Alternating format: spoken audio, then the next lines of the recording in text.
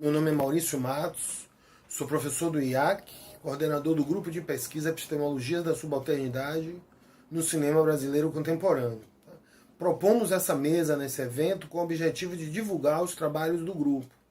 Então, na sequência, vocês terão as falas dos seus membros, apresentando seus projetos de pesquisa. Eu espero que gostem, espero que se sintam atraídos pelo trabalho. Qualquer um que queira conhecer mais o grupo pode dispor no site www.gpsubalternidades.ufba.br. Obrigado. Olá pessoal, meu nome é Uri Menezes, eu trabalho como realizador e professor de cinema e audiovisual. Eu estou como doutorando e sou mestre pelo programa multidisciplinar de pós-graduação em Cultura e Sociedade da Universidade Federal da Bahia. Sou integrante do grupo de pesquisa Cultura e Subalternidades, na linha Epistemologias da Subalternidade no Cinema Brasileiro Contemporâneo, do Pós-Cultura UFBA. O meu projeto de doutorado está alocado na linha de pesquisa Cultura e Identidades, com o tema de tese O Cinema Brasileiro em Contexto Pós-Autoritário, à luz da trilogia de filmes do cineasta baiano Edgar Navarro, onde eu tenho como objeto os filmes Eu Me Lembro, de 2006, O Homem que Não Dormia, de 2012 e Abaixo a Gravidade, de 2018. Nessa proposta de tese, a ideia é trabalhar a fragmentação dos mecanismos de subalternização na construção das identidades do cinema brasileiro contemporâneo. Então, pensar um processo pós-regime ditadura militar de 64 a 85 e também em processo de redemocratização após a Constituição Nacional de 1988. Então, nesse processo eu trabalho com um recorte de filmes dos anos 2000 para cá, mas com um cineasta que iniciou sua trajetória de realizador no auge desse regime autoritário brasileiro. Então, a partir dessa pesquisa, com a forma de fazer filme desse cineasta e os seus desdobramentos realizados nos seus longas-metragens possíveis de serem realizados nesse processo dos anos 2000 para cá, podemos discutir uma recente história da política brasileira, das construções de identidade do cinema brasileiro e das formas de se fazer arte, e mais especificamente do cinema e audiovisual. Então essa pesquisa trabalha com uma perspectiva que aborda essa relação dos diálogos interartes, articulado com os estudos das subalternidades em uma perspectiva do pós-estruturalismo.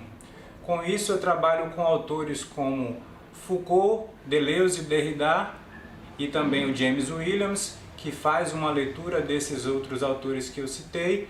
Então nesse processo é pensar a estrutura que estava posta e a transformação dessa estrutura. Nesse sentido, o pós-estruturalismo pensando a articulação política dessa situação com as questões levantadas por Foucault, com o biopoder, e a Judith Butler em biopolítica. Pensar de que maneira esses filmes podem estar sendo deixados morrer ou sendo feitos morrer em um contexto autoritário e de que maneira o cinema brasileiro, os artistas, os cineastas e produtores precisaram desviar desse autoritarismo para que o cinema brasileiro pudesse existir. E isso implica diretamente nas formas e nos conteúdos dos filmes, Então, tanto na forma quanto no sentido do filme, há uma alteração nesse processo, com uma proposta que eu apresento, a hipótese que eu tenho, que justamente por conta desse regime autoritário em que o cinema brasileiro fora acometido de 64 a 85 e depois no processo de redemocratização com as novas políticas de incentivo e as políticas culturais que eles foram colocados. Nessa perspectiva eu coloco o pós entre parênteses e o autoritário fora, porque é uma perspectiva de se há uma diferença ou se há uma repetição como diferença dessa forma de autoritarismo. Aí a forma de trabalho nesses diálogos interartes é pensar as perspectivas da imagem tanto a imagem visual quanto a imagem sonora, ou seja, se valer dos elementos dos signos dos filmes, tanto na perspectiva da imagem, né, do que se vê, quanto do som. Então a imagem visual e a imagem sonora, onde elas estão articuladas com diversas linguagens artísticas que dão conta da constituição dos filmes feitos pelo Edgar Navarro. Nesse processo, então, também a gente trabalha numa perspectiva interartes, que ela é uma perspectiva intersemiótica dentro do campo dos estudos culturais. E aí a gente articula todas essas ideias junto às principais teorias contemporâneas do cinema, sobretudo pensando autores como Robert Stan e o Fernão Ramos, e fazemos uma articulação para uma revisão desses conceitos e das aplicações deles no cinema brasileiro contemporâneo. Para pensar essas questões dos estudos das subalternidades, temos pensado como é a construção desses sujeitos dentro dos filmes e em que condição eles estão colocados para se perceber uma construção da subalternidade e de que forma há um desvio tanto dos sujeitos personagens quanto dos sujeitos criadores e realizadores desses filmes. Pensar as formas que eles precisaram utilizar para que esses filmes fossem aceitos e pudessem ser realizados e difundidos e distribuídos nas mais diferentes estruturas e esferas de realização cinematográfica. Pensando na perspectiva, como eu falava antes, da biopolítica e do biopoder, é pensar justamente o que Foucault falava nessa questão dos sujeitos que são colocados em uma condição de subalternidade na relação com o soberano e pensar que se um tempo era a perspectiva de um poder ou de um direito de fazer morrer e deixar uma outra parcela viver, nesse caso a gente também percebe a aplicação em conjunta de uma analogia com os filmes, onde a gente vê que há uma política, onde a gente pode ver inclusive no contexto da atual política brasileira, com o atual presidente, que buscou instalar filtros na Ancine, ou seja, mecanismos de censura para dizer quais filmes poderiam ou não ser financiados pela Agência Nacional de Cinema. Pensando nessa perspectiva, todos os filmes que sejam desviantes ou que venham contrapor ou de alguma forma sejam entendidos como subversivos a esse regime autoritário, ainda que chancelado pelo voto popular, a gente percebe que há uma forma de construir novas linhas de subalternização para a população brasileira, seja da forma que os realizadores vão ter que se adequar para fazer seus filmes, quanto do conteúdo que os espectadores poderão ter dos filmes que serão feitos e, sobretudo, dentro de um campo de uma política cultural onde se permita o financiamento público de determinadas obras e o impedimento dessa política cultural atender a outras obras que possam estar em conflito com as ideologias do atual governo brasileiro, que se coloca de uma forma autoritária para o campo da cultura, sobretudo. Então, pensando essas questões, a ideia é fazer um panorama, uma análise com esses filmes e conseguir aplicar a partir dessas análises de como as diferentes linguagens artísticas se articulam e de que maneira elas podem revelar, como o que Deleuze fala, na análise do objeto orgânico, que é aquele que corresponde não especificamente ao que o objeto do filme apresentado pela câmera ou pelo dispositivo sonoro, como uma exatidão desse objeto, mas de que maneira essa imagem orgânica nos transporta para uma interpretação, para uma análise da realidade, né? Que faça uma conexão com outro objeto, quanto na perspectiva cristalina da análise daquele objeto em si, e de saber por que ele ali está e de que maneira esse conjunto de objetos e de elementos que constituem um filme são, de alguma maneira, convergentes e resultam na construção de uma identidade nacional e também da construção de uma identidade do cinema brasileiro contemporâneo. Olá, meu nome é César Fernando de Oliveira. Eu sou aluno doutorando do programa de pós-graduação em Cultura e Sociedade, aqui da UFBA, e integrante do grupo de pesquisa Epistemologias da Subalternidade no Cinema Brasileiro. Minha pesquisa chama-se, o primeiro título, né, que eu coloquei para entrar foi chama-se Cultura Audiovisual.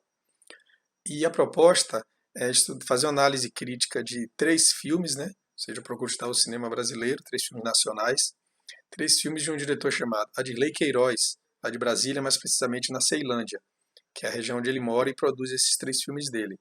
Como eu estudo o produto cultural, né, como eu estudo audiovisual, cinema, a pesquisa é bibliográfica, porque eu faço toda uma pesquisa de teorias, né, de literatura literária, e também a pesquisa filmográfica. Então, caminha em paralelo, uma pesquisa bibliográfica e outra em paralelo, que é a filmográfica. Esse cinema que eu procurei estudar é justamente o cinema contemporâneo, né, a partir de 2010, que eu escolhi 3 longas dele, que é A Cidade é uma Só, Branco Sai Preto Fica, que é o filme mais conhecido, e o último, Era Uma Vez Brasília. Esses 3 filmes, né, eles estão situados nessa década a partir de 2010, né, o último filme é de 2017, e assim, é um cinema que a gente chama de já um cinema nosso contemporâneo, né, que já é um cinema depois que foi chamado de retomada de cinema brasileiro, e também é um filme, né, que é o cinema que já se coloca num período do que a gente chama de período pós-autoritário, né, já depois da redemocratização. E assim, ele é um cinema que se diferencia bastante do cinema novo, digamos, né, e que já, principalmente agora que eu estou desenvolvendo na pesquisa, também já está se diferenciando do que foi o cinema da retomada, no início dos anos 2000.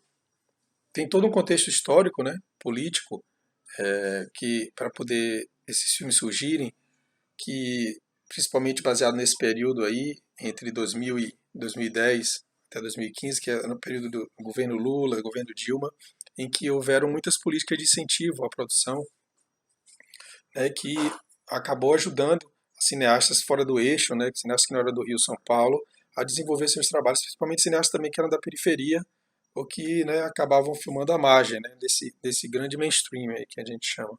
Então esse contexto histórico-político também vai estar dentro do trabalho, e como a minha linha de pesquisa é cultura e arte, eu acabo adentrando também questões mais estéticas, né, já que eu escolhi também um material artístico para trabalhar. E dessa forma eu entro numa base tripartite, né, de pesquisa. Assim. Tem os estudos culturais, principalmente os estudos da subalternidade, que me interessa, a história da arte e a questão da filosofia.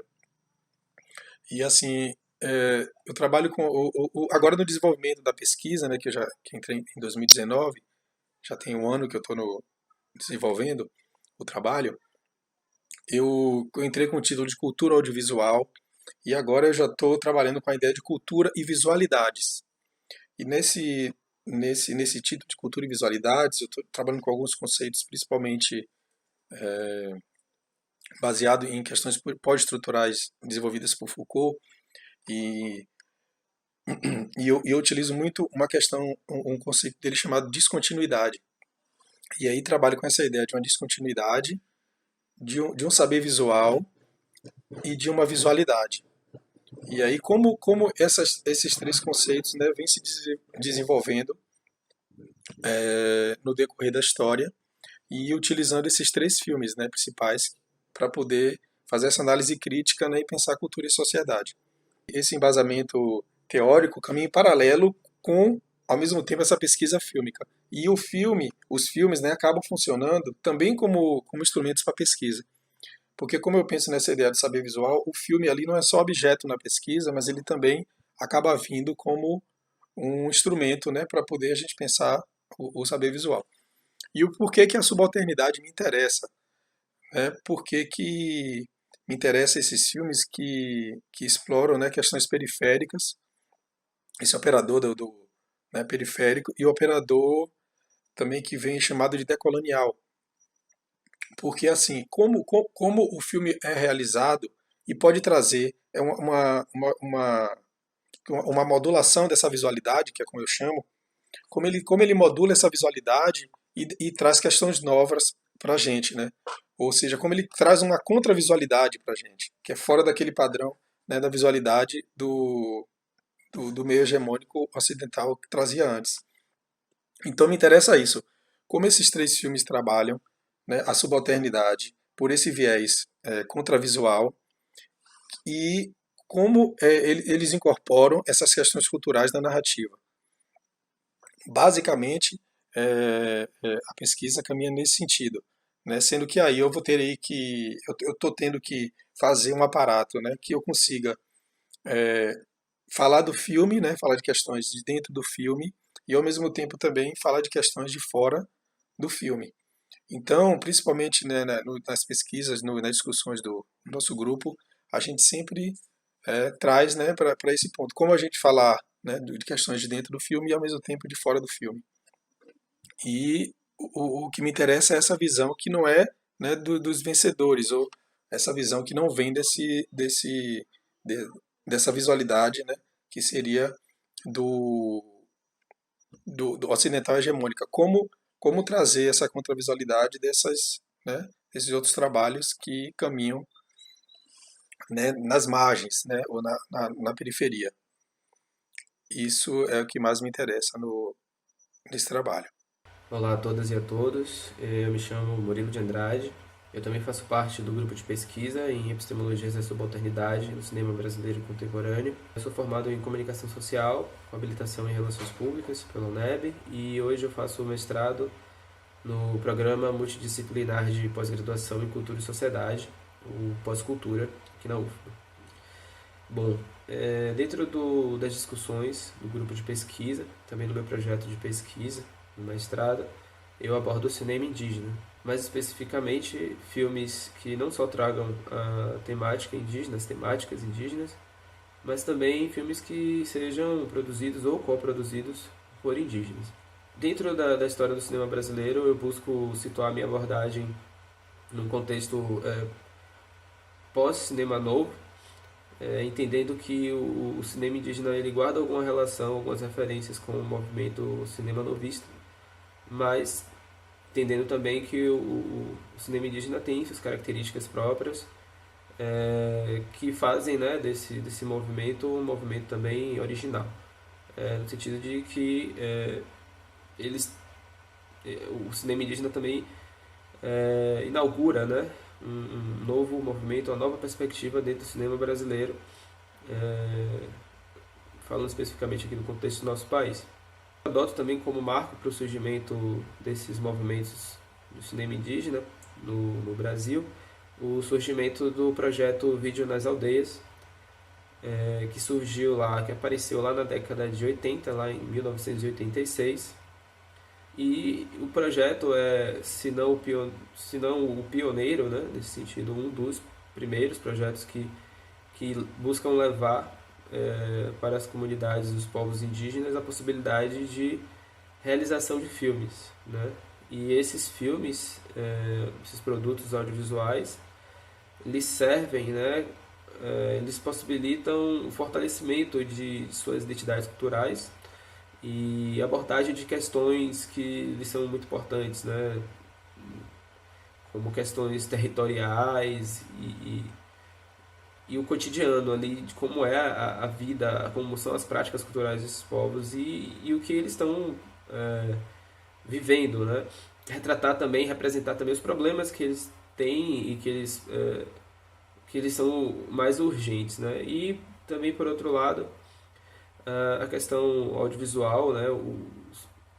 A possibilidade de produção e realização audiovisual que foi levado, né, para as comunidades indígenas, serviu também como uma forma de interlocução entre comunidades indígenas, povos indígenas que estavam e ainda estão hoje geograficamente separados, né, mas que através do vídeo conseguiram estabelecer uma interlocução, no sentido de que os povos indígenas eles podem produzir seus vídeos apresentando o seu dia a dia, registrando suas práticas culturais, e através desse vídeo outras comunidades indígenas podem conhecer as práticas desse povo e por sua vez podem também produzir seus próprios vídeos e se apresentar também a outras comunidades indígenas, outros povos indígenas, de modo que eles ganham visibilidade uns para os outros, né, e podem também estabelecer aí vias de interlocução através do audiovisual. Então eu também adoto também como marco para o surgimento do cinema indígena, o fortalecimento e o surgimento do cinema indígena no Brasil, o surgimento do projeto Vídeo nas Aldeias. E contemporaneamente, aí, na segunda metade da década de 80, eu também estabeleço como marco para os filmes que eu busco analisar os processos de redemocratização no Brasil, que também acontecem ali na segunda metade da década de 80. Então, os filmes que eu busco analisar estão aí, situados num contexto pós-redemocratização, né, pós-autoritário no nosso país. Mais especificamente, aí, já falando do meu projeto de pesquisa, eu tenho uma proposta de analisar como se dá a interseção nesses filmes indígenas entre o cinema, a questão da identidade cultural e da cosmovisão. No meu projeto de pesquisa eu escolhi um filme especificamente, que é o Caçando Capivara. Ele é um filme de 2009 que foi realizado por um coletivo de cineastas do povo Machacali, que é um povo que habita algumas regiões do estado de Minas Gerais, aqui no Brasil. É um filme que já foi exibido em festivais, já foi premiado, enfim, é um filme conhecido já, que já foi estudado também, né, já foi objeto de artigos e etc., mas que é um filme muito rico e muito interessante também para o que eu pretendo analisar.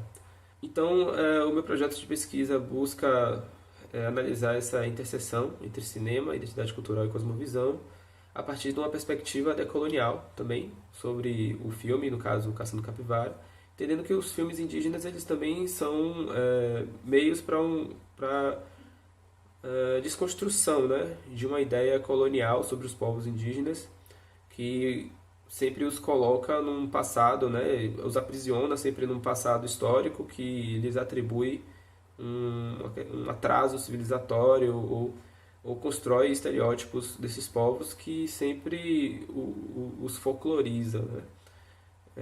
Então eu entendo que esses filmes também, e especificamente também o Caçando Capivara, ele tem também como propriedade, digamos assim, funcionar como uma ferramenta, ou não uma ferramenta, mas um meio de desconstrução, né, dessas ideias estereotipadas e colonialistas a respeito dos povos indígenas no Brasil.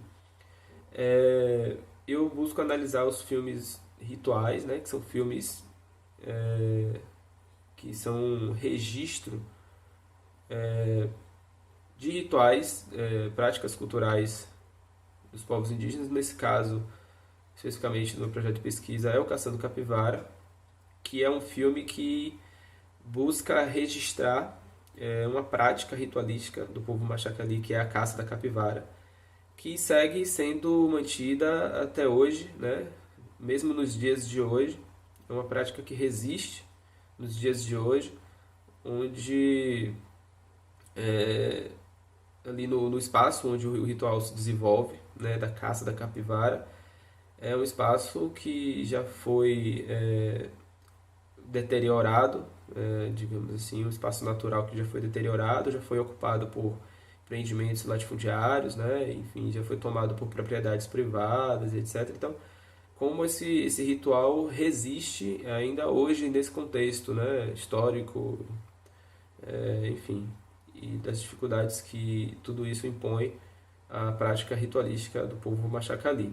Mas aí o filme retrata, né, isso e nos propõe acompanhar, né, como se dá o desenvolvimento desse ritual nos dias de hoje. E aí, no caso, a análise desse filme, eu busco ter como um parâmetro teórico umas proposições teóricas de Eduardo Viveiros de Castro, mais especificamente relacionadas ao multinaturalismo, o perspectivismo ameríndio. Então eu busco analisar, né, o filme a partir desse viés teórico, especificamente nas minúcias ali de realização, né, do filme. de registro do filme, nas cenas, nas falas, enfim, como a narrativa é organizada, eu busco observar como os traços, né, os rastros da cosmovisão do povo Machacali se encontram ali no filme, né, registrados implícita ou explicitamente. E aí, para observar isso, eu estabeleço como alguns marcos dentro da narrativa os momentos de vazamento, né, de exposição do que viria a ser o fora de campo, o extracampo, né, o fora de quadro, ou o anticampo, como algumas vezes é chamado uma parte desse extracampo. De modo que esses momentos eles servem como momentos em que eu pretendo observar, né, como essa cosmovisão e como a identidade cultural, consequentemente, desses povos, no caso do projeto de pesquisa, o povo Machacali, como esses traços estão ali presentes, né, seja de forma explícita ou de forma implícita. É basicamente essa a proposta, né, levando em consideração todas as hipóteses que isso seja, né, que essa proposta seja, e a minha ideia é tentar discutir quais as possibilidades de se fazer, né, de se compreender esse filme a partir desse olhar teórico e dessa metodologia, né?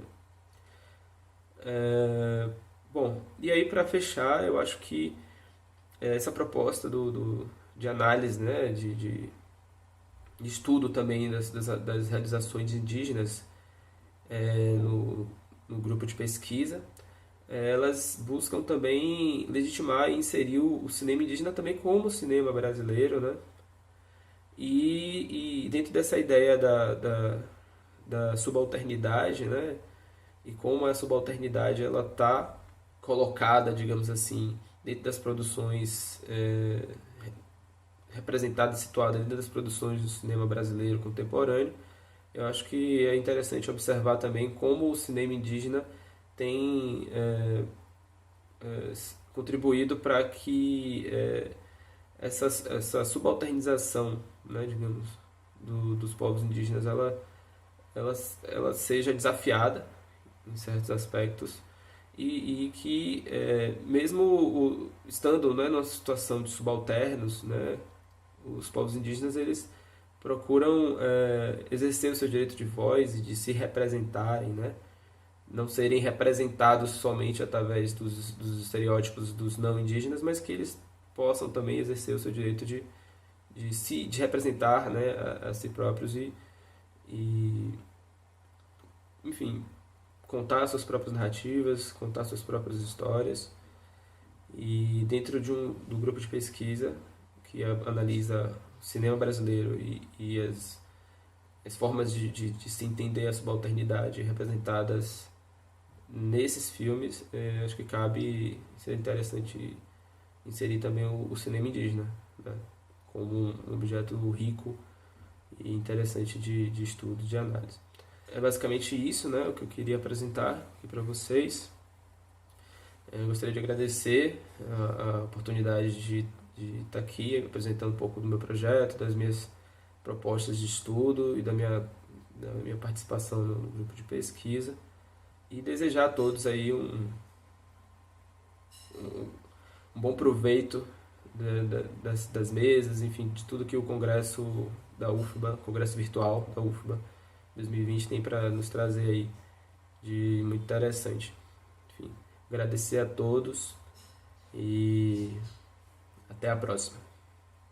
Olá, me chamo Caio Olímpio Matos da Rocha e hoje eu vou apresentar para vocês um pouco do meu projeto de mestrado que eu venho desenvolvendo no Programa Multidisciplinar de Cultura e Sociedade, no IAC UFBA, programa o qual eu ingressei, né, fiz a seleção e ingressei em 2019, então tenho já 1 ano e 4 meses desenvolvendo a minha pesquisa e está sendo bem está em um andamento bacana e está sendo muito produtivo para nós. Mas é no grupo de pesquisa que eu venho desenvolvendo o meu trabalho junto ao meu orientador, Maurício Matos dos Santos Pereira, e os meus colegas, membros também do grupo de pesquisa, onde a gente faz um trabalho em grupo e também orientações individuais com o orientador e também com a ajuda dos colegas. O grupo se une, né, pelo objeto e locus de pesquisa, o cinema brasileiro, e também por ter como operador de leitura do cinema brasileiro a subalternidade, né? Então, o interesse em geral do grupo é analisar as produções de subalternidade no cinema brasileiro, ou como cada filme, né, de cada pesquisador produz ou constrói a representação da subalternidade no cinema brasileiro, usando essa palavra representação aqui, só para lembrar de forma rasurada, né, pensando em como se constrói o outro no cinema brasileiro, como se constrói a subalternidade no cinema brasileiro. Tendo esse guarda-chuva geral, a minha pesquisa se insere, né, com o eixo temático específico da violência urbana e do tráfico de drogas no Brasil, como fator, como elemento de produção das subalternidades. A minha pergunta do meu projeto especificamente é como se produz ou se constrói as subalternidades relacionadas à violência urbana e ao tráfico de drogas no cinema brasileiro contemporâneo, especificamente sobre os filmes do qual eu trabalho, que é a Arábia, A Vizinhança do Tigre e Baronesa. Então, a pergunta principal da minha pesquisa, o eixo central da minha pesquisa é analisar os filmes tendo em vista como esses produzem ou constroem a representação do outro subalternizado nos filmes. Esse tema da violência vem ganhando força na nossa história, na história brasileira recente, né, devido à explosão, né, e emergência da criminalidade organizada, sobretudo nas periferias das grandes metrópoles brasileiras. E desde a década de 80 e 90, o tráfico de drogas, o crime organizado tem ganhado forças e ganhou também a tela do cinema e dos noticiários de TV. Então, a gente pode ver uma importância que o tema da violência urbana veio ganhando com os últimos tempos, e sobretudo no cinema brasileiro, pois temos nossos filmes de grandes bilheterias, como Cidade de Deus, Carandiru, para ficar nesses dois exemplos, que tiveram grandes bilheterias, é famoso pelo público e pela sociedade brasileira. Então, minha pesquisa sobre o tema da violência urbana volta um pouco também para esses filmes mais paradigmáticos sobre o tema da violência urbana, para poder pensar a produção atual, né? Pensar a produção atual, que é o meu objeto de pesquisa, o cinema contemporâneo, tendo em vista também o cinema da década de 90 e dos anos 2000. Então, eu vou falar um pouco mais agora, especificamente sobre o meu projeto de pesquisa e como eu venho escrevendo a minha dissertação. A dissertação tem um título provisório: Subalternidades como Simulacros, Violência Urbana e Tráfico de Drogas no Cinema Brasileiro Contemporâneo. Né? Então, como eu disse antes, eu tenho um eixo central da pesquisa, é a violência urbana. Todos os filmes que eu trabalho, que são eles: A Arábia, lançado em 2017, dirigido por Afonso Shoa e João Dumans; Baronesa, lançado em 2018, dirigido por Juliana Antunes; assim como A Vizinhança do Tigre, lançado em 2014 e dirigido por Afonso Shoa. Todos os três filmes carregam consigo o tema da violência urbana, mesmo que não seja de forma direta e central no filme, mas a questão da violência, do crime e do tráfico de drogas estão de algum modo relacionados a esses três filmes. Então, o eixo temático principal da minha pesquisa é a violência urbana. Porém, cada filme desses trazem outras temáticas e outras relações, né, de personagens e de clivagens e categorias sociais diferentes em relação à violência urbana. Por exemplo, Baronesa temos ali as personagens principais, que são mulheres negras envolvidas com as relações de violência urbana e de tráfico de drogas. Então nós temos gênero, raça e violência. Isso é importante para a gente poder perceber e rastrear esses diferentes registros da violência urbana relacionados a diferentes clivagens sociais, para a gente poder compreender melhor esse fenômeno da violência urbana no Brasil e como ele produz subalternidades aliados a outras clivagens sociais de subalternidades já existentes na sociedade e com suas raízes históricas mais profundas, né? A violência urbana não é uma coisa isolada que produz subalternidade sozinha, mas ela está relacionada e articulada com outras clivagens sociais, históricas e caras à sociedade brasileira. Então, não pensar a subalternidade, a violência urbana como algo isolado, mas sim articulado com outras clivagens sociais é o que me interessa. Então, se em Baronesa eu tenho gênero, raça e classe, em Arábia eu tenho o tema da classe e da violência urbana, né? Se em Baronesa eu tenho gênero, raça e violência, em Arábia eu tenho violência e trabalho. As relações do trabalho, do trabalhador com a violência urbana. Centrar um pouco no filme a vida de um ex-presidiário que busca trabalhar. Como essas relações entre trabalho e informalidade, né, se relacionam e se articulam com a violência urbana. Já em A Vizinhança do Tigre, nós temos o tema da juventude, né, como a juventude periférica se relaciona com as relações da violência urbana, do tráfico de drogas, o uso de drogas na adolescência, na infância, né? Então todos esses temas estão envolvidos no filme e trazem também essa complexidade maior para a gente pensar a juventude relacionada com o tráfico de drogas. Como eu pude falar um pouco antes, todos esses 3 filmes e pela lista que eu fiz dos anos de lançamento são produzidos em um contexto a partir de 2010, digamos assim, né? Então a gente está falando de filmes atuais que são produzidos em um contexto específico, né, que tem relação com o seu contexto político-histórico que a nossa sociedade brasileira vem vivendo ao longo dos tempos, as quais,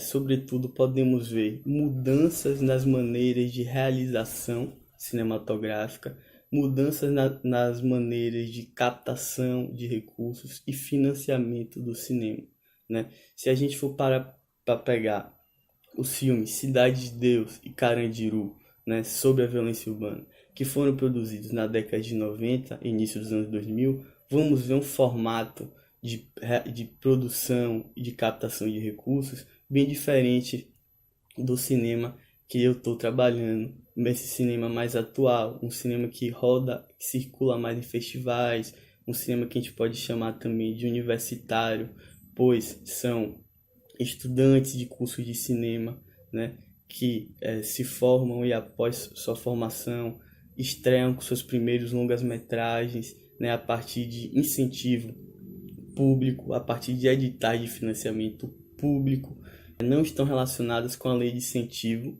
que era a marca da política de financiamento de Cidade de Deus e Carandiru, por exemplo. Em Carandiru e Cidade de Deus nós tínhamos políticas mais liberais em relação à cultura, e o que reinava, o que monopolizava as políticas culturais era um incentivo fiscal. E o problema disso é que a gente vê filmes com grandes orçamentos, porém filmes restritos a um chamado circuito midiático de realização, em que diretores já conhecidos no cinema, ou então famosos a partir da publicidade, da televisão, ganham espaços, ganham suas grandes equipes, seus grandes orçamentos para fazer filmes para o contexto midiático e comercial, né? Um filme para o Oscar, dedicado ao Oscar e para o consumo em massa da classe média. Os filmes atuais que nós estamos trabalhando diziam um pouco desse cenário. Claro que os filmes são também comerciais, claro que os filmes também buscam o prestígio em festivais internacionais, como exemplo de Arábia, que conquistou vários prêmios em festivais, tanto nacionais quanto internacionais, né, para falar aí de dois, o Festival de Brasília, o Festival de Roterdã. A gente vai ver a participação de Arábia e conquistando prêmios. Então, a gente tem esse cinema que também está interessado em festivais, que também está interessado no público, mas que, sobretudo, tem uma outra forma de financiamento, né? Você vai ter outros produtores, outra equipe de realização participando, né? E essa equipe, que antes não tinha oportunidade, porque não achava espaço nos circuitos midiáticos mais destacados, né? Mais como Globo Filmes, por exemplo.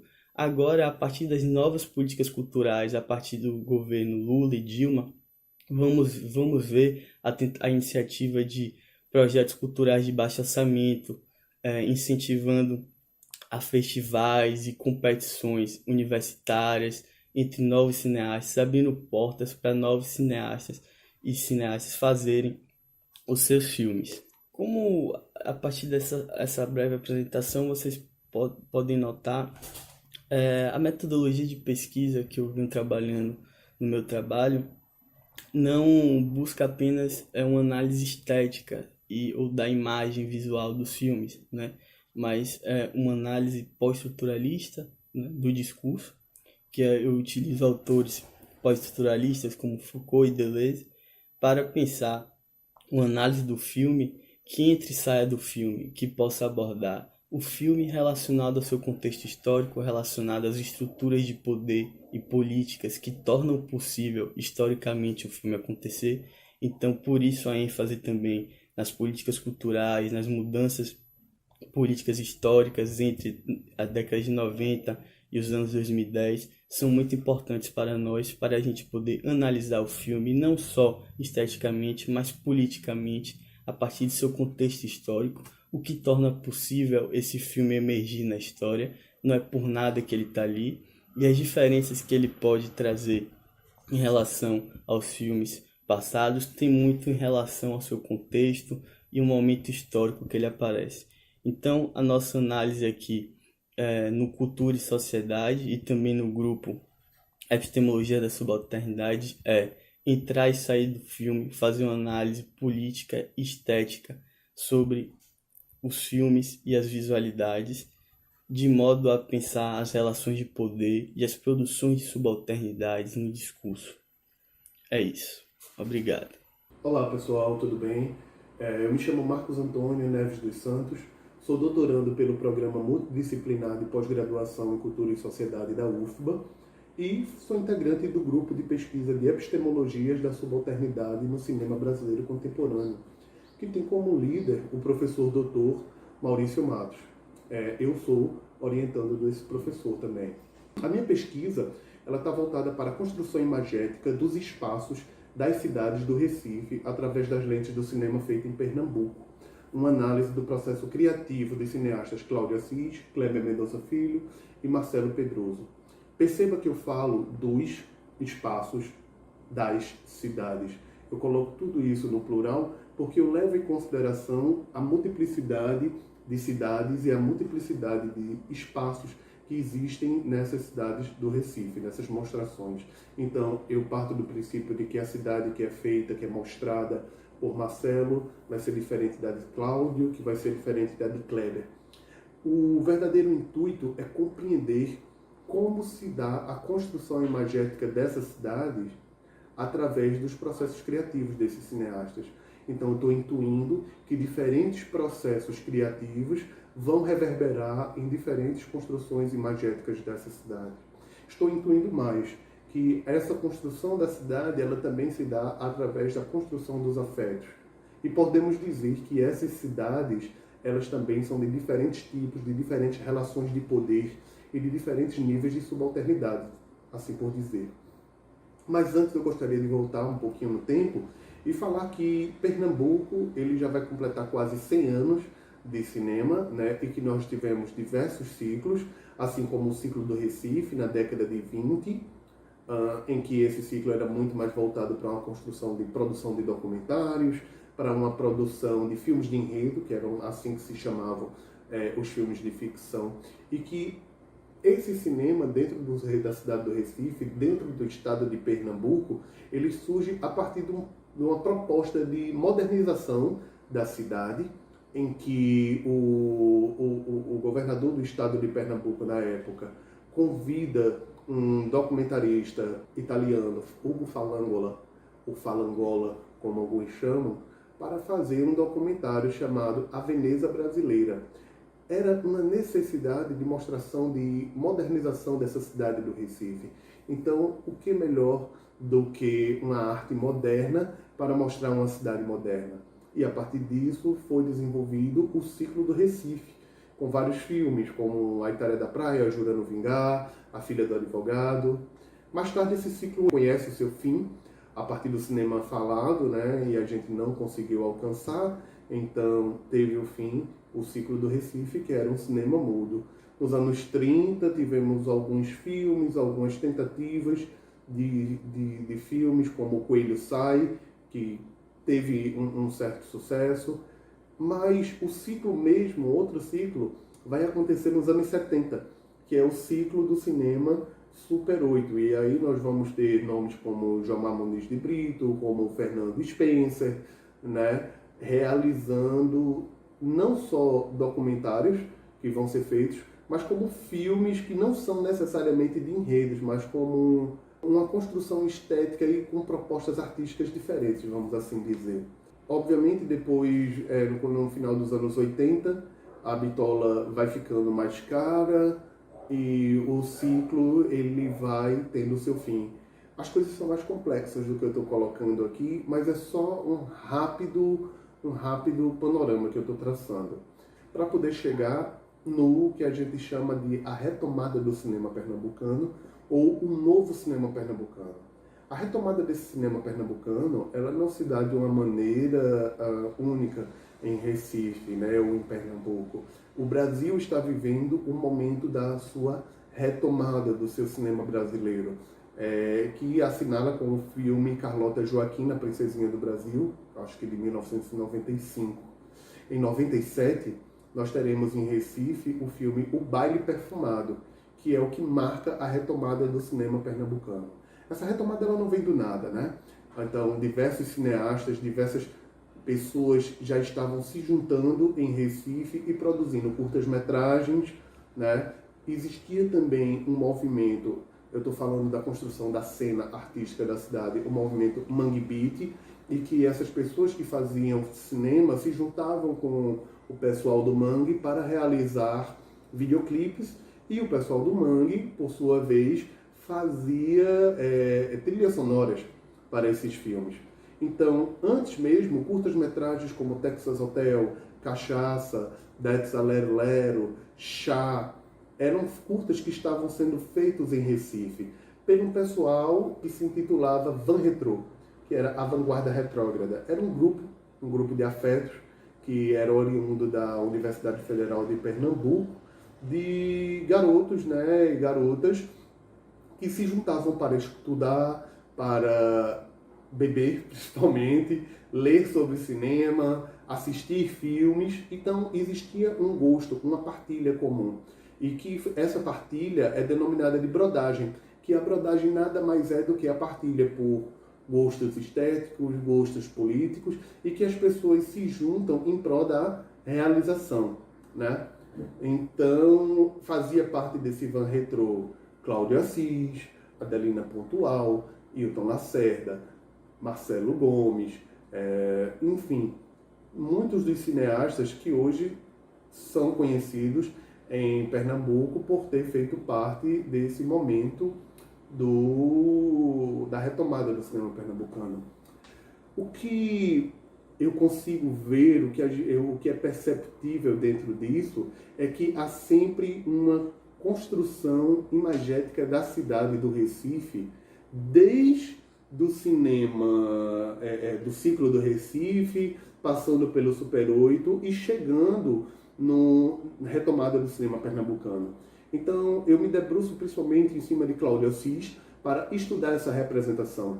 Então, filmes que eu estou colocando aqui como a minha análise é Amarelo Manga, Febre do Rato, onde Cláudio Assis ele vai se debruçar sobre eu eu posso dizer que não é a periferia geográfica, porque o filme, tanto o Amarelo Manga quanto o Febre do Rato, muito desse filme se passa no centro da cidade do Recife, mas é uma periferia econômica e uma periferia social, de certo modo. Então, os personagens são personagens que estão ali dentro de um certo limite.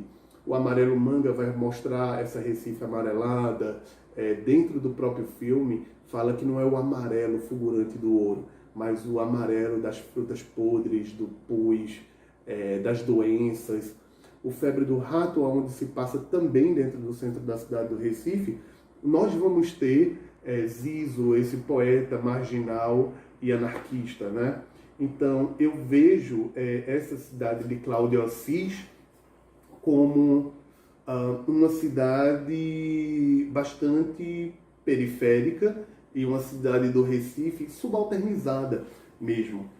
Em conversas, eu tive a oportunidade e tenho a oportunidade de conversar tanto com Cláudio, quanto com Marcelo Pedroso, quanto com Kleber, por conta da vivência dentro de Recife, de trabalhos no meio do audiovisual. Então, em conversas e entrevista com Cláudio, ele diz que o cinema dele é assim, porque basicamente ele não é de Recife e ele tem um olhar diferente sobre essa cidade. Ele gosta de se embrenhar, ele gosta de ir andando de uma ponta a outra da cidade e conhecer isso. Andando um pouco mais, a gente vai ter um movimento, que não chega a ser um movimento, mas muito mais um desdobramento do novíssimo cinema pernambucano. O que é esse novíssimo cinema pernambucano? Após que esse cinema ele está consolidado em Pernambuco, de certa forma, que nesse momento, né, político, social que a gente vive, eu não sei nem se eu já consigo falar em consolidação, mas ele já está mais estruturado. Nós já temos políticas públicas como o Funcultura, que é o Fundo de Auxílio à Cultura, né? Nós temos também a Lei do Audiovisual, que está sendo desenvolvida. É interessante a gente pegar esse momento, que é o início do ano 2000, né? 2002, 2003, 2004. Então a gente pega todo o início do governo Lula, o final do governo Lula, o início do governo Dilma, o final desse governo também. Então, dentro do novíssimo cinema pernambucano, nós temos cineastas como Marcelo Pedroso, Daniel Aragão, nós temos Daniel Bandeira, nós temos Gabriel Mascaro, e a estrutura também continua dentro da brodagem, mas um pouco mais diferente.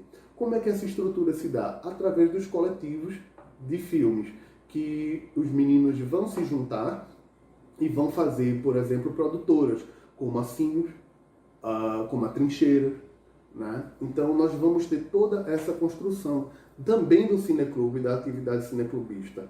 Marcelo Pedroso, ele é um cara que ele também está dentro da Universidade Federal de Pernambuco, foi meu colega do mestrado e ele, de certa forma, foi envolvido e ainda é envolvido com a construção de um cinema bastante ativista dentro da cidade do Recife. Então ele foi muito envolvido com a questão do movimento Ocupa Estelita e ainda é envolvido. O movimento Ocupa Estelita que reverberou não só no país inteiro, mas no mundo inteiro, como a questão do Cais José Estelita, de refazerem um conjunto de obras que não estão muito ligadas a uma infraestrutura da cidade. Mas para passar por isso, Marcelo Pedroso ele realiza alguns filmes que me chamam muito a atenção, como Câmara Escura, como Em Trânsito. Em Câmara Escura ele vai colocar uma câmera dentro de uma caixa de presentes e vai oferecer a uma pessoa e vai embora, para que essa pessoa filme a casa, e isso repercute em toda uma construção de medo das pessoas, porque essas casas são casas de classe média, com muro alto, e a gente vê toda a construção do medo e da paranoia da classe média.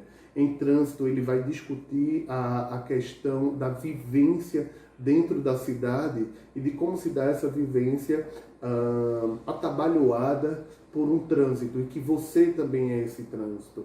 Então, a cidade de Marcelo Pedroso é essa cidade do embate, não que não tenha embate em Cláudio Assis, mas esse embate ele está muito mais fulgurante dentro de Marcelo Pedroso. E nós temos, por fim, Kleber Mendonça Filho. Kleber Mendonça Filho, ele é um cineasta em que eu costumo dizer que ele nem está dentro do cinema da retomada, não faz parte do cinema da retomada, nem faz parte do novíssimo, mas ele está ali trabalhando dos dois lados, ele dialoga muito bem com as duas partes. É importante dizer que o fato de existir um novo cinema pernambucano, um novíssimo cinema pernambucano e um novo cinema pernambucano, isso não anula um ao outro. Os dois continuam trabalhando, as duas pessoas continuam trabalhando, as duas pessoas não, mas os representantes desse cinema continuam trabalhando concomitantemente. Mas ainda quero frisar que essa divisão é muito mais uma divisão epistemológica, é muito mais uma divisão didática, onde nós pegamos algumas características para poder estudar.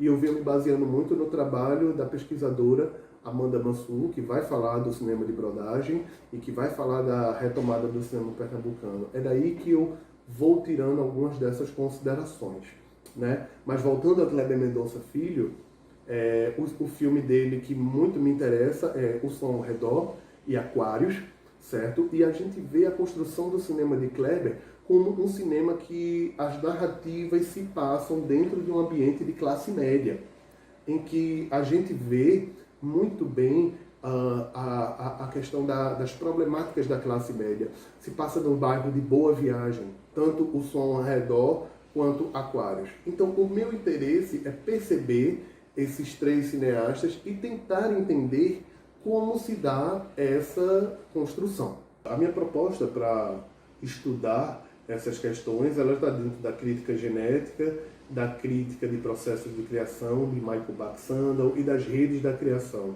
Tanto a crítica genética quanto as redes da criação são estudos que... A crítica genética é um estudo oriundo francês, em que visa estudar os processos criativos através dos vestígios deixados pelos autores.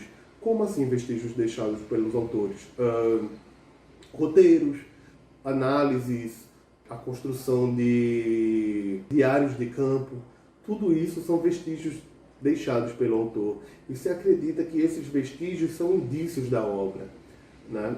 Eu já utilizei isso dentro do meu mestrado e deu bastante certo essa metodologia e essa teoria de análise. Fora isso, nós temos também a questão das redes, em que o roteiro é um ponto de uma rede da criação, assim como a fotografia é outro ponto da rede de criação, assim como a produção é outro ponto. E esses diversos pontos, eles vão se juntando, esses diversos pontos, eles vão se intricando para que haja obra de arte. Esses pontos dialogam com a rede da cultura. Então a gente pode perceber que no cinema de Cláudio Assis, esses pontos vão estar completamente ligados com o momento histórico, sociocultural em que ele está vivendo. Assim como Marcelo Pedroso, assim como Kleber Mendonça Filho, né? Em entrevista, Kleber diz que o cinema dele tem muito dessa pegada e que ele deve muito ao tempo que ele passou na Inglaterra. Que na década de 90 ele teve muito acesso a coisas que a maioria das pessoas não tinham aqui dentro do cinema, né? Então, toda essa construção vai reverberar na criação. E, por sua vez, tem Michael Baxandall, que ele vai colocar, que é os padrões de intenção, que ele vai colocar a construção da obra de arte como uma história narrada, não só do momento histórico, mas da história intrínseca dessa obra de arte, como um esquema de encargos e diretriz. O encargo é o que eu preciso fazer, a diretriz, a minha construção material de que eu tenho. Obviamente, o cinema que foi feito no momento da retomada, ele vai ser muito mais difícil de se fazer, talvez um pouco mais caro até de se fazer, porque não tínhamos câmeras digitais em abundância como temos hoje. Então essas câmeras, elas vão dar uma nova estrutura, uma nova cara também, e vai dar uma, como é que eu posso dizer, uma certa democratizar a construção desse olhar. E por fim, é justamente compreender como se dá essas construções da subalternidade dentro desses cinemas, né? Então eu fico muito grato pela oportunidade de estar aqui falando. Vou deixar o meu e-mail, que é marcossantos.cine@gmail.com, E qualquer coisa, quem quiser trocar uma ideia comigo, pelo e-mail, eu vou ficar muito feliz. E muito obrigado.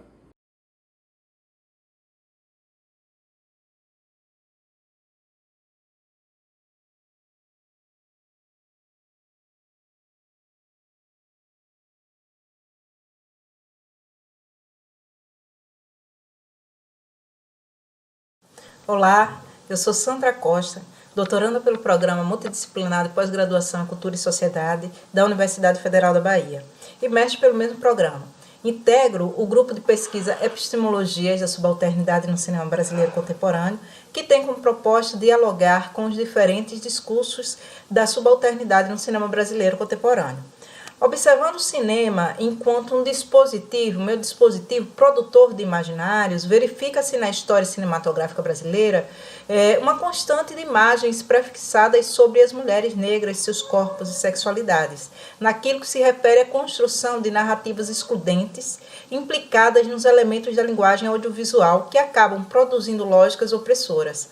Ancorado na linha de pesquisa Cultura e Identidade, meu projeto de tese vai investigar as cinematografias contemporâneas produzidas por cineastas negras e suas potencialidades na recomposição das representações de raça e gênero. Ou seja, mais especificamente, interessa também ao trabalho pensar o que as produções fílmicas de realizadoras negras podem querer dizer ou desdizer em relação ao imaginário da pessoa negra, que está cristalizado e é vinculado pelo cinema, e que, por sua vez, apresenta imagens e discursos atravessados pelas ideias que estão dadas pelo discurso hegemônico, e produz e reproduz conteúdos, sentidos e significados racistas. Além disso, um outro ponto relevante para se pensar mulheres negras enquanto categoria é o fato desta ser manipulada a fim de demarcar corpos sociais implicados na lógica de subalternidades que interconectam opressões como o racismo, o sexismo, a desigualdade social. Assim, lembrando ainda que estas práticas estão diretamente e historicamente ligadas à produção de conhecimento e também às representações vinculadas na programação da grande mídia e, portanto, no mainstream do audiovisual. Então, gente, no sentido dessas considerações, é preciso olhar a vivência histórica diferenciada das mulheres negras, né, as desigualdades por elas experimentadas, suas estratégias de resistência nas dimensões da política e da arte. Seu papel na luta pela aquisição e garantia de direitos, além do seu reconhecimento enquanto sujeitas, por tudo isso que a gente vem falando por aqui, é necessário olhar para as mulheres negras dentro dessa perspectiva de categoria de análise, que lê o cinema negro e o cinema feminista. Então, para construir essa percepção que venho falando sobre a leitura de cinema negro e cinema feminista, com base nessa categoria de análise mulheres negras, é importante considerar o processo de mediação desses repertórios audiovisuais e os seus regimes de visibilidade, além de considerarmos o caráter multidisciplinar da pesquisa, que vai recorrer a aportes teóricos provenientes de diferentes campos epistemológicos, a saber, o cinema, os estudos culturais, estudos pós-estruturalistas, estudos pós-coloniais e estudos subalternos. Por exemplo, se pensarmos que a agência colonial produziu linhas de construções da mulher branca, negra e indígena, e se justamente a isso analisarmos o que foi dito nos filmes à luz da matriz colonial, certamente vamos observar que nessas produções prescreveram para a mulher determinadas posições fixas, né? A mulher branca, a mulher negra e indígena. E nesse sentido é imprescindível que pensemos os moldes criados para determinadas categorias de sujeitos. Casa Grande Senzala, por exemplo, é uma obra que pode ser observada como um laboratório para se entender de que modo essa agência produziu a sua ideia do outro e como efeito e prática do discurso de poder projetados no contexto nacional diante do chamado mito da democracia racial. Então, assim, quando pensamos mais uma vez a categoria analítica mulheres negras, estamos afirmando que há um exercício desviante ao que se burla e, portanto, abre uma brecha no que podemos arriscar dizer que a biopolítica funciona. Nesse sentido, como um dispositivo ou ferramenta que vai conferir legitimidade a esse processo, como a arte do desvio, da ordem dominante, da vigência e do controle. Então, dessa forma, a biopolítica do apagamento do outro intervém na análise dos mecanismos disciplinares que dizem respeito ao cumprimento das regulamentações e de submissão e subalternização dos indivíduos à matriz de poder. Então, no caso das mulheres negras, de um lado temos o patriarcado e do outro o embranquecimento, que são duas agências de apagamento da alteridade e que atingem o corpo da mulher negra no que se refere ao deslocamento de suas subjetividades a ponto de retirar dela o seu caráter daquilo que é humano, né? Então, dentro desse duplo apagamento, o lugar de fala acaba se constituindo enquanto um entrelugar. E quando falo isso, eu me baseio nos conceitos de Hall e Baba, né, enquanto a identidade como um processo intermitente de construção dos sujeitos que vão e tomam como modo de vida a reinvenção de si mesmo a todo instante. Pontuando isso, podemos dizer que o sujeito biopolítico, ele mesmo é o desviante, e não exatamente a reivindicação de um lugar que foi ou está constituído a partir da prática de opressão. A violência dessas mesmas opressões foi o que também produziu o silenciamento. E esse silenciamento constitui a mulher negra, né? O silenciamento foi produzido de forma sistemática, uma série de mecanismos que chegou à dominação sobre o corpo desse outro, generificado e racializado. E aí vamos estar diante da dominação a partir da lógica das relações de poder, numa tentativa de romper com a ideia determinada de que o poder é um sistema de dominação que controla tudo e não deixa espaço para a liberdade. No entanto, Foucault ele também nos traz a noção de que, mesmo no labirinto das relações de poder, há necessidade e a possibilidade de resistência, o que nos move a repensar essas marginalidades do sujeito em que estão ali demarcados também os modos de agenciamento. Além de também nos interessar saber o que as mulheres negras fazem em seus filmes e em suas produções a partir de suas próprias vozes, também nos move e importa observar como ponto de análise o que os filmes dizem. Mais do que isso, contribuir para uma visibilidade e visualização de que esses produtos fílmicos atravessam a vida cotidiana como uma ou várias narrativas contra-hegemônicas. Portanto, sem esquecer de refletir a histórica condição de invisibilidade imposta às mulheres negras na produção cinematográfica, a proposta desta pesquisa pretende buscar, a partir das representações audiovisuais, compreender os trânsitos e as inter-relações nas atuações dos coletivos e ações coletivas de cinema formados por mulheres negras enquanto espaços de agrupamento, bem como produções fílmicas realizadas por cineastas negras na construção e vinculação de imaginários sobre as próprias mulheres negras. Então, nesse sentido, os coletivos de realizadoras negras estariam usando esse lugar estratégico do olhar e da vivência como uma ferramenta de desconstrução de si mesmo e dos seus.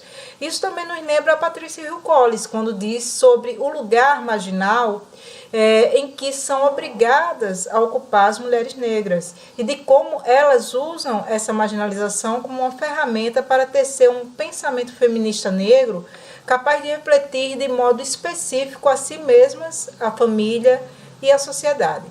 Finalizando, é importante dizer que, para este trabalho, o ato de subversão contra-revolucionário se dá pela forma com que os espaços de coletividade, institucionalizados ou não, se relacionam com as políticas de promoção de representações de mulheres negras realizadoras de filmografias a respeito de suas próprias histórias e pertencimentos. Para finalizar, a proposta do meu trabalho apresenta como desdobramentos as seguintes questões: de que maneira esses coletivos de cinema de mulheres negras podem contribuir para a disseminação de múltiplas expressões e compreender a importância política dos coletivos enquanto espaços voltados para a produção audiovisual no cenário nacional no tocante da visibilidade e mobilização para o combate à desigualdade e opressões de gênero.